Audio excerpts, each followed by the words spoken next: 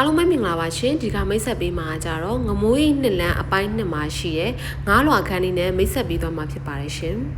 ဒီခန်းလေးကတော့၄တောင်ကန်မိန်းလမ်းမကြီးကြောကတ်မှာရှိရဲ12ပေခွဲ90ရှိတဲ့အခန်းလေးပဲဖြစ်ပါတယ်ရှင်အခန်းထဲကိုလိုက်ပြီဆိုလို့ရှိရင်လည်းပါကေးခင်းထားတဲ့အိတ်ခန်းတစ်ခန်းပါတယ်မီလုံးမီဆိုင်အောင်မှာလုံးဝရှယ်ပြင်ဆင်ပေးထားတဲ့ BCC မီကြပြီးသားကိုပိုင်မီတာကိုပိုင်မော်တာအခန်းလေးလည်းဖြစ်တဲ့ AC တစ်လုံးပါပါမယ်ရှင်ကရှင်ခန်းထဲသွားမယ်ဆိုလို့ရှိရင်လည်းရေချိုးကိုင်းတာဘူတိုင်းပေးစင်အကုန်လုံးပါတယ်ရေကတော့2လိုင်းအဝေးစီရောကျိုးဖြူရောပါမယ်ရှင်အခန်းလေးကတော့ location တော်တော်မိုက်တဲ့အခန်းမှာဖြစ်ပါတယ်ရှင်ဒီကာဘာနန်တော်ရဲ့နောက်ကျောလေးမှာပဲရှိတဲ့အခန်းလေးပဲဖြစ်ပါတယ်ရှင်ဒီခန်းလေးကတော့ငားလွာဖြစ်ပြီးတော့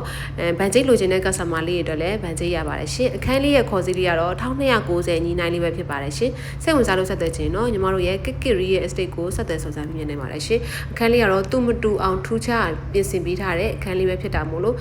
မြန်ဆုံးလာရောက်ဆက်သွယ်ဖို့အတွက်ဖိတ်ခေါ်ချင်ပါတယ်ရှင်အားလုံးကိုကျေးဇူးအများကြီးတင်ပါတယ်ရှင်